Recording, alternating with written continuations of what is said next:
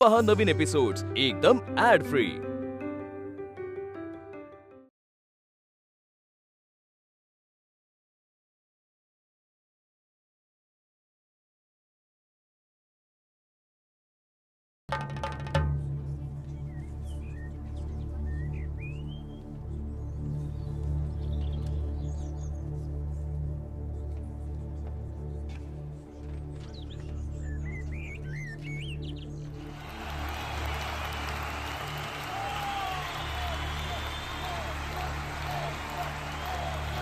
मी अत्रे बोलतोय। प्रल्हाद केशव अत्रे। आज पहिल्यांदाच मी पंढरपुरात आलो आहे, पण मंदिरातील पांडुरंगाच्या दर्शनाला नाही, तर मंदिराबाहेर मरणाच्या दाराशी बसलेल्या आमच्या एका पांडुरंगाच्या दर्शनाला। पांडुरंग सदाशिव साने उर्फ तुमचे आमचे लाडके साने गुरुजी। कारण उभ्या महाराष्ट्राचे हे लाडके आणि प्रेमळ गुरुजी गेले 9 दिवस चंद्रभागेच्या या वाळवंटामध्ये उपोषणाला बसलेले आहेत। कशासाठी? कारण संतांच्या या भक्तिमय पंढरपुरात विठोबाच्या लेकरांना मंदिरात प्रवेश बंदी आहे। अखेर गुरुजींनी उपोषणाचं अस्त्र बाहेर काढलं। 9 दिवसांच्या प्राणांतिक उपोषणानं त्यांचं शरीर थकत चाललंय, प्राणज्योत मालवत चाललीये।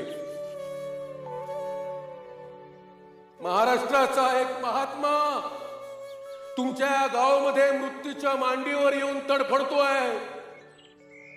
बोला बोला, तुम्ही त्याला वाचवणार आहात की नाही?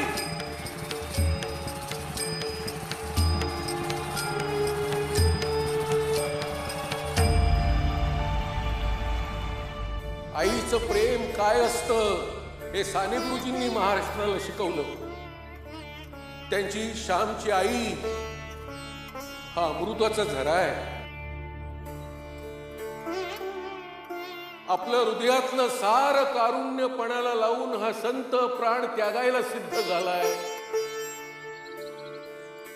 आपल्या लेकरांना न्याय मिळावा म्हणून आई मंदिराच्या दाराशी आपले प्राण पणाला लावून बसलेली आहे। आज साऱ्या महाराष्ट्राचं लक्ष पंढरपुराकडे लागलेलं आहे।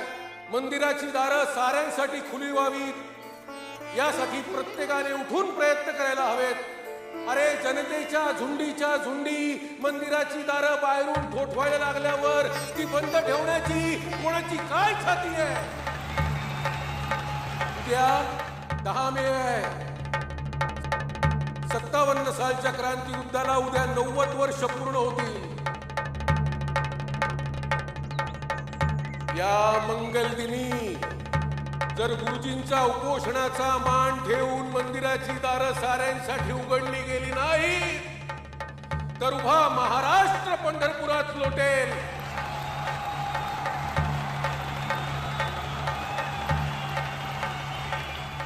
गुरुजी, हा उभा महाराष्ट्र तुमच्या पाठीशी आहे। मंदिराचे दरवाजे उद्या साऱ्यांसाठी उघडणार म्हणजे उघडणारच।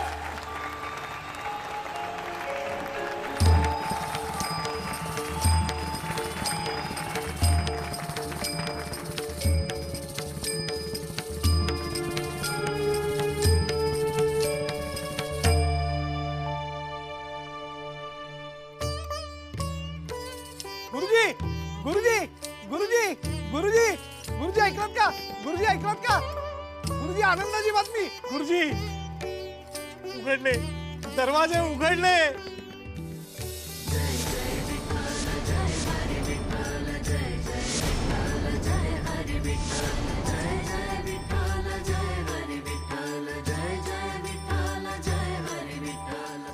खरं बारकू दादा, तुम्ही दोघी काय बसला तिथे गप्पा मारत? काय झालं चंद्रका? अण्णाच्या प्रयत्नांना यश आले।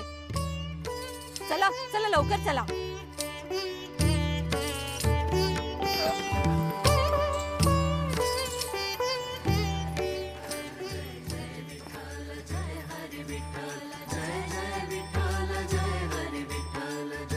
लोकांनी विठू माऊलीच्या चरणावर माथा टेकला, जातीपातीची कुंपणं मोडली.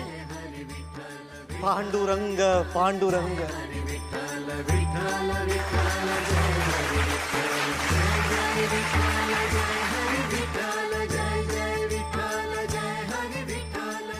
देवाच्या लेकरांना तुम्ही न्याय मिळवून दिलात,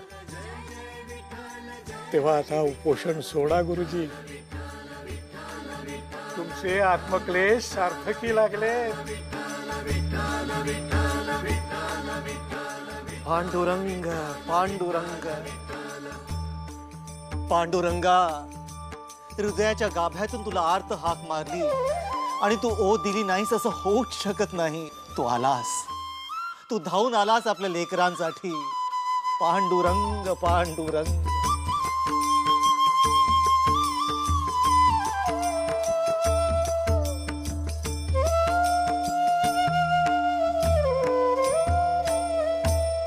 अरे लिंबू पाणी आणा. मी माझ्या बहिणीच्या हातून, चंद्राकाच्या हातून उपोषण सोडली.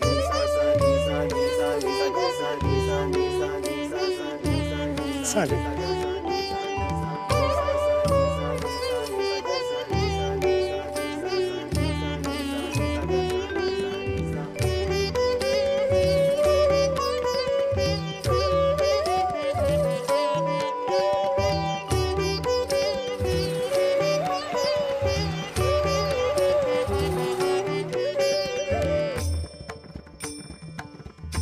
कुंडली कवरदे. हरी विठ्ठल. श्री ज्ञानदेव तुकाराम. पंढरीनाथ महाराज की जय. चला सुधाताई, आपण विठ्ठलाचं दर्शन घेऊ. अंगारला जा. चला या, या. हे आंदोलन यशस्वी होण्यामागे माझ्या आईची शिकवण कामी आली. आईने सांगितले होते की तू निश्चयी झालास की तुझा निर्धार अजिबात सोडता कामा नये.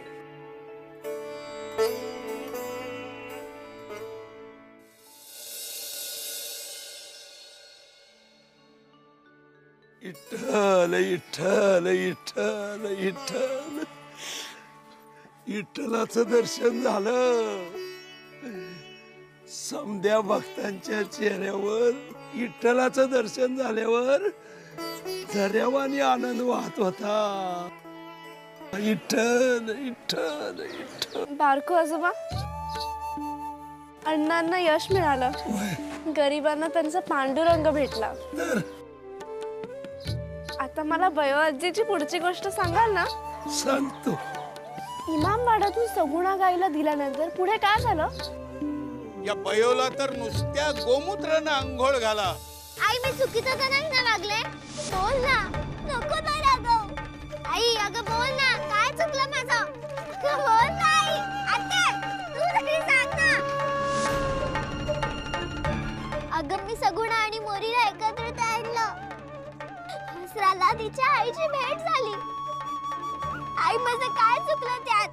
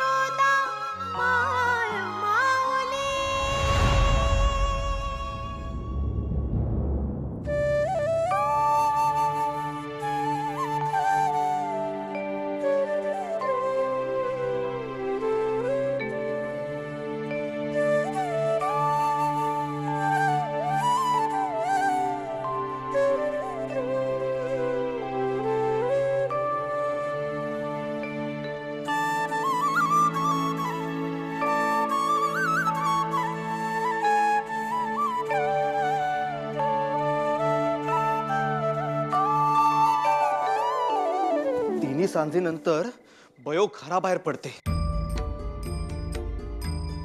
अवघं गाव ओलांडून नदी पार करून इमामवाड्यात जाते आणि त्याचा तुम्हाला पत्ताही लागू नये. अहो पण मला खरंच माहिती. मान्य आहे की तुम्हाला डोकं वर काढायला सुद्धा उसंत नसते. घरातील कामे आणि मुलांचं करता करता जीव दमून जातो. प्रपंच म्हटलं की ते आलेच, पण मुलांकडे लक्ष देणे गरजेचं नाही का? चुकायचे तुम्ही आणि उद्धार परचुऱ्यांचा व्हायचा, हे काय बरोबर नाही. मुलीच्या लग्नाचं घटते आणि मुलगी अशी मुकाटे म्हटल्यानंतर झालेच कल्याण. नाही, तुमचे हे वागणे काय आम्हाला रुचले नाही. आधी ते शेण गोळे आणि आता हे. मोठ्या मुश्किलीने सान्यांच्या पायावर नाक रगडून त्यास राजी केले होते. आता हे लग्न मोडलेच. आता तोंडही पाहणार नाहीत आपलं ते. एवढी बातमी लपून राहते का? झाली गावभर. तिचे काहीही चुकले नाही. ना राधाची काही चूक आहे, ना बयोनी काही अपराध केला.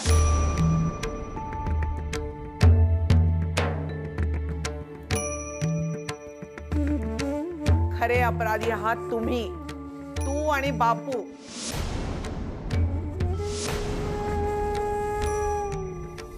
काल तुम्ही कणखरपणा दाखवला असता तर बयोनं आज हे वेडं धाडस केलंच नसतं. कर्तव्यात कसूर तुम्ही केलीये. तू दंड थोपटलेस नारायणा, पण बापूंनी डोळे दाखवल्यावर हातपाय लटपटले तुझे. तुझे वडील हयात असते तर बयोचं कौतुकच केलं असतं हो त्यांनी. सगुणा परत मिळाल्याचा आनंद झाला सगळ्यांना, पण जिच्यामुळे गाय गोठ्यात आली तिला मात्र शिक्षा. तिचं कौतुक करावं असं वाटलं नाही तुम्हाला, कारण तुमचा खोटा स्वाभिमान दुखावला जातोय.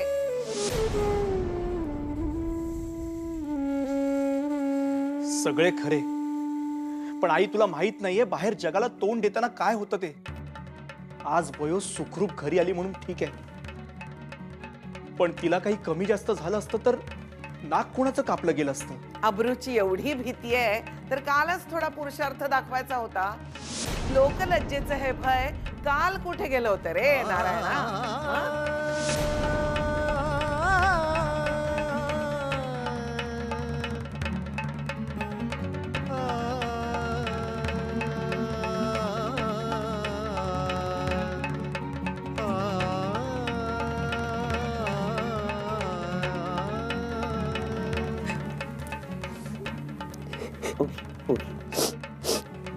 Okay.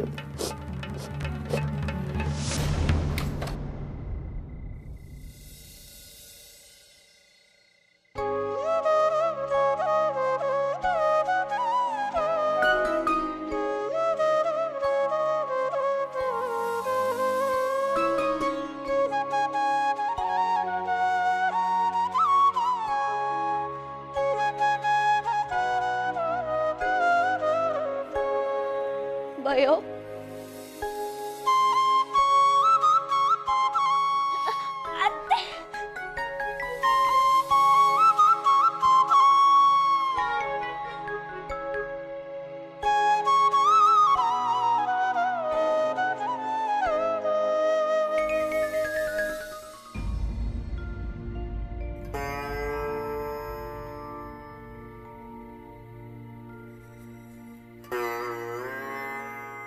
झोपच येत नाहीये.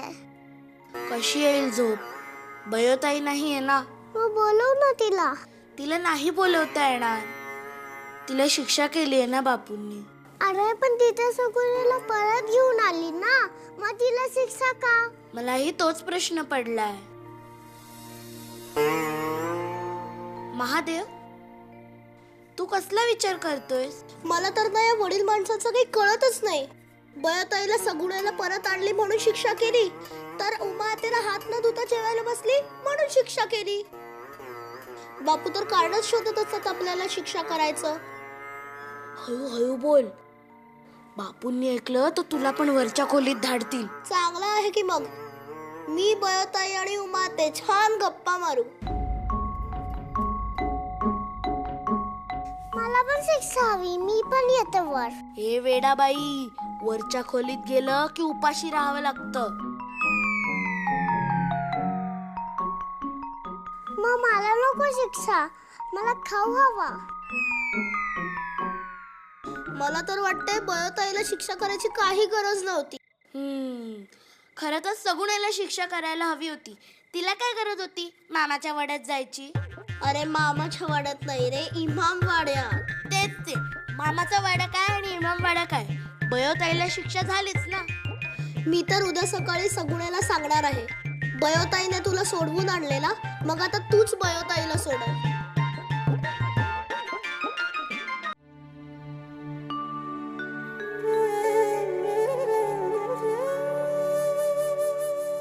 तुझी आई तर तुझ्याजवळ आली का मोरी, पण माझी आई माझ्यापासून दूर केली. आता मला कधी माझ्या आईच्या कुशीत जाता येईल ग?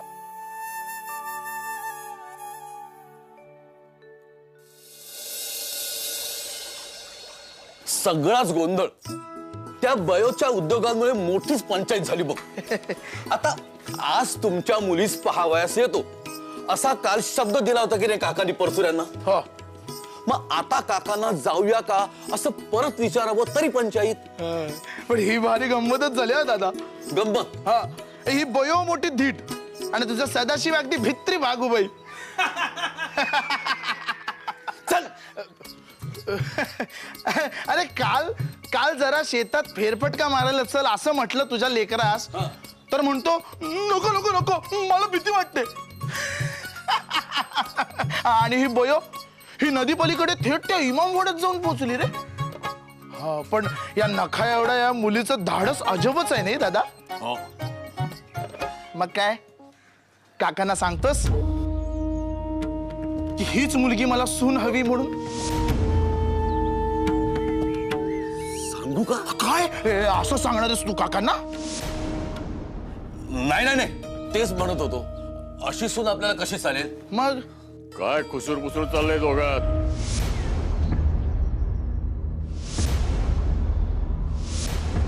इकडे समोर या.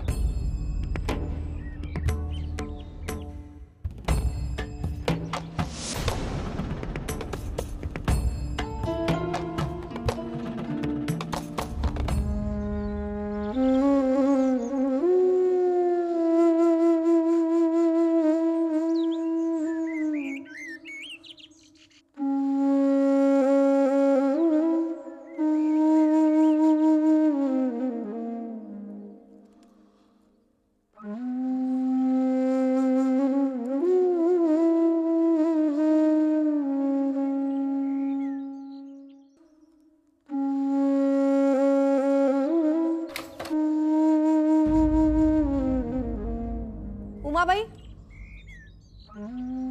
चला, तुमची शिक्षा संपली हो.